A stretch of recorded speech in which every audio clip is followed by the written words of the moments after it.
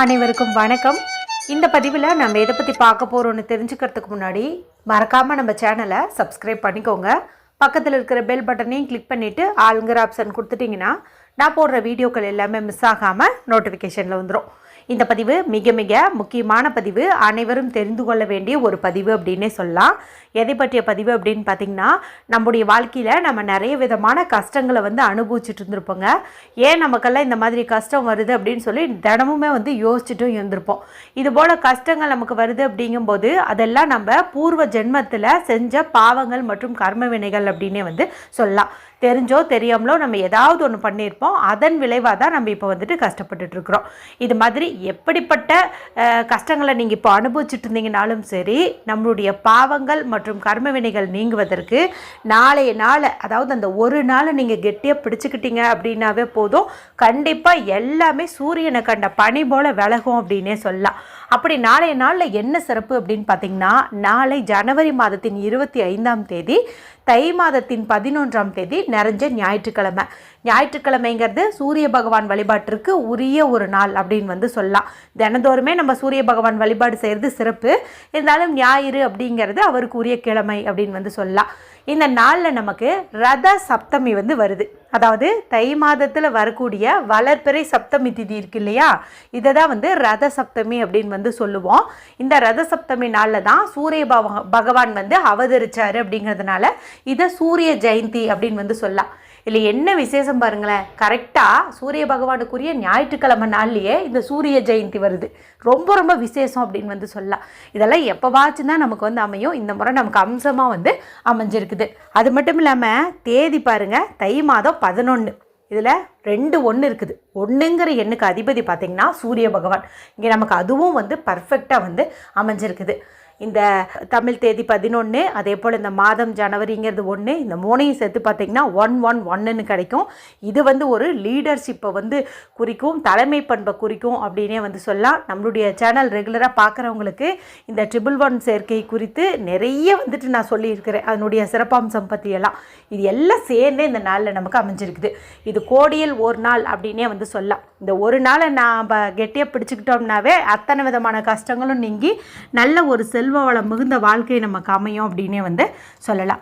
ஏற்கனவே இந்த நாளில் எருக்கன் இலை குளியல் பரிகாரம் எந்த மாதிரி எடுத்துக்கணும், ஆண்கள் எப்படி எடுத்துக்கணும், பெண்கள் எப்படி எடுத்துக்கணும், எந்த நேரத்தில் குளிக்கணும் என்பது குறித்து தனி பதிவு போட்டிருக்கிறேன். இது வரைக்கும் நீங்கள் அந்த வீடியோ பார்க்க வந்தீங்கன்னா எண்டு ஸ்க்ரீனில் லிங்க் கொடுக்குறேன், மறக்காமல் செக் பண்ணி பார்த்து அந்த இலை உங்களுக்கு கிடச்சிச்சு அப்படின்னா அவசியமாக அந்த குளியல் முறையை நீங்கள் எடுத்துக்கோங்க. சரி, இப்போ இந்த பதிவுக்கான விளக்கத்துக்குள்ளே போகலாம்.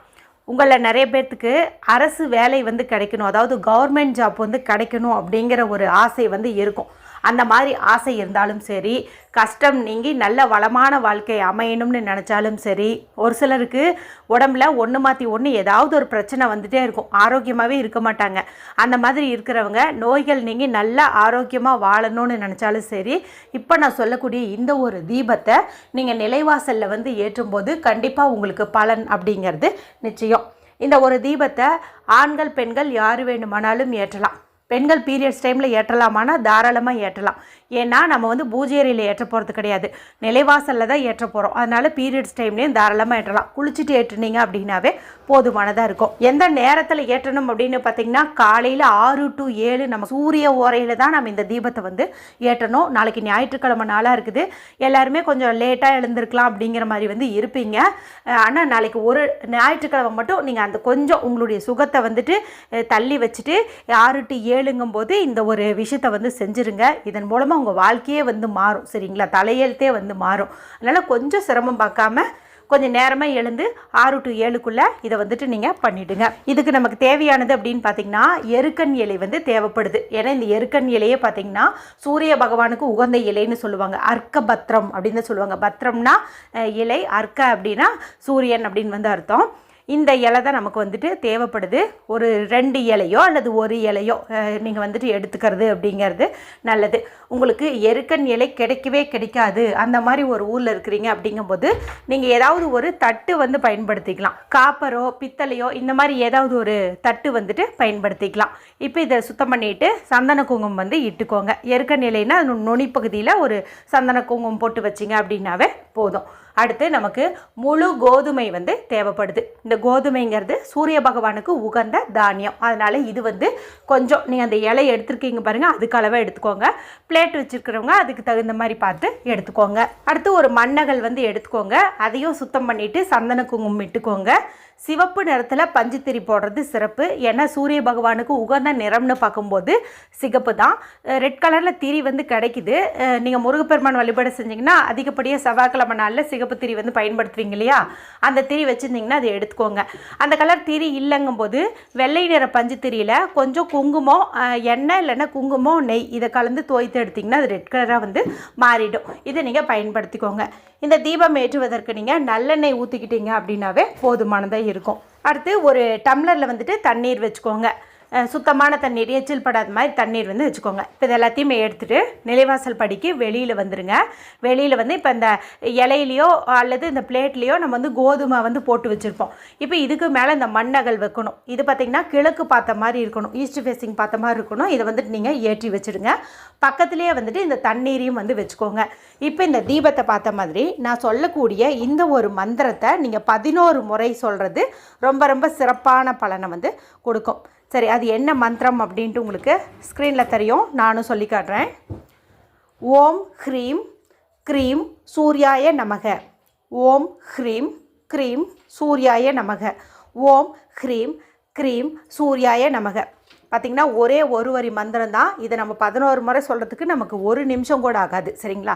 11 முறை வந்துட்டு நீங்கள் இதை சொல்லுங்கள். சொல்லிவிட்டு மனதார சூரிய பகவானை வேண்டிக்கோங்க. எனக்கு நல்ல ஆரோக்கியத்தை கொடுங்க, அரசு வேலை கொடுங்க, நல்ல வளமான வாழ்க்கையை கொடுங்க, நல்ல ஒரு செல்வ செழிப்பை கொடுங்க அப்படின்னு மனதார வந்துட்டு நீங்கள் பிரார்த்தனை பண்ணிக்கோங்க. இந்த விளக்கு வந்து அப்படியே எரிஞ்சிட்டே இருக்கட்டும். இது வந்து தானாகவே மலையேறினாலும் பிரச்சனை வந்து கிடையாது. ஆனால் நீங்கள் இந்த மந்திரம் சொல்லி முடித்த பிறகு இந்த தண்ணீர் இருக்குது இல்லையா, இந்த தண்ணீர் மட்டும் உங்களுடைய இடது கையில் வச்சுட்டு, அதாவது லெஃப்ட் ஹேண்டில் வச்சுட்டு வலது கையில் கொஞ்சம் கொஞ்சமாக ஊற்றுங்க. நம்ம எப்படி தீர்த்தம் ஊற்றுவோம் அந்த மாதிரி ஊற்றி ஊற்றி இப்படி பூமியில் சூரியனை பார்த்த மாதிரி நீங்கள் அப்படியே வந்துட்டு அவருக்கு அர்ப்பணம், அதாவது அர்ப்பணிக்கிறீங்க. அந்த மாதிரி வந்துட்டு நீங்கள் ஊற்றி விட்டுருங்க. இதை மட்டும் நீங்கள் பண்ணிவிடுங்க. அந்த விளக்கு பாட்டுக்கு எரிஞ்சிட்டே இருக்கட்டும். அது மலையேறினதுக்கு அப்புறமா அந்த கோதுமை இருக்குது இல்லையா, அதை நீங்கள் அந்த எருக்கன் இலையோடவே சேர்த்து எங்கேயாவது வெளியில் கொண்டு போய் மரம் செடி கொடிக்கு அடியில் வந்து வச்சுருங்க. உங்கள் வீட்டு மொட்டை மாடியில் பறவைகள் வரும்னா அங்கே கொண்டு போயிட்டு கூட நீங்கள் வச்சலாம். அது பறவைகள் வந்து உணவை எடுத்துக்கும். இந்த ரத சப்தமி நாளில் நம்ம ஒரு தானம் கொடுக்குறோம் அப்படின்னாவே அது நமக்கு அளவில்லாத செல்வத்தை ஈர்த்து கொடுக்கும். நம்மளுடைய கஷ்டங்களையும் கர்மவினைகளையும் வந்து போக்கும். எந்த பொருளை தானம் பண்ணாலுமே நமக்கு நல்ல பலன் நிச்சயங்கும் போது நம்ம சூரிய பகவானுக்கு உகந்து இந்த கோதுமையவே வந்துட்டு தானம் பண்ணும்போது இன்னும் நமக்கு அதிகப்படியான பலன் வந்து கிடைக்கும். சரி, இப்போ உங்கள் வீட்டில் முழு கோதுமை இல்லை, கிடைக்கவும் கிடைக்காது. அப்போ நாங்கள் என்ன பண்ணுறது அப்படிங்கிற மாதிரி நீங்கள் கேட்பீங்க. நீங்கள் என்ன பண்ணுறீங்க அப்படின்னா, கோதுமை மாவு இருக்குது இல்லையா, அந்த கோதுமை மாவோட கொஞ்சம் வந்து வெல்லமோ அல்லது சர்க்கரையோ சேர்த்து தண்ணி சேர்த்து சிறு உருண்டையாக வந்து பிடிச்சிக்கோங்க. பிடிச்சிட்டு இந்த எருக்கன் இலையிலையோ அல்லது அந்த பிளேட்லேயோ வந்து நீங்கள் வச்சு விளக்கேற்றி வச்சு கும்பிடுங்க. இந்த கோதுமை மாவுலேயும் நீங்கள் விளக்கு செஞ்சு ஏற்றி வைக்கிறதும் வந்து சிறப்பு. அந்த மாதிரியும் கூட நீங்கள் பண்ணிக்கலாம். விளக்கு குளிர்ந்ததுக்கப்புறமா நீங்கள் அதை எடுத்துகிட்டு போயிட்டு மரம் செடி கொடிக்கடியில் வச்சிடலாம். அல்லது உங்கள் வீட்டுக்கு பக்கத்தில் கோவில், குளம் இல்லை ஆறு இது மாதிரிலாம் இருந்துச்சுன்னா அங்கே கூட நீங்கள் வந்துட்டு போட்டுடலாம். ஸோ நான் இப்போ உங்களுக்கு எல்லா விதமான ஆப்ஷன்ஸும் கொடுத்துட்டேன். இதில் உங்களுக்கு எது வசதிப்படுதோ அது மாதிரி செஞ்சு பலனடையுங்க. வீடியோ பிடிச்சிருந்தா மற்றவங்களோடையும் ஷேர் பண்ணுங்கள், லைக் பண்ணுங்கள். மற்றும் ஒரு பயனுள்ள பதிவில் உங்களை சந்திக்கிறேன். நன்றி, வணக்கம்.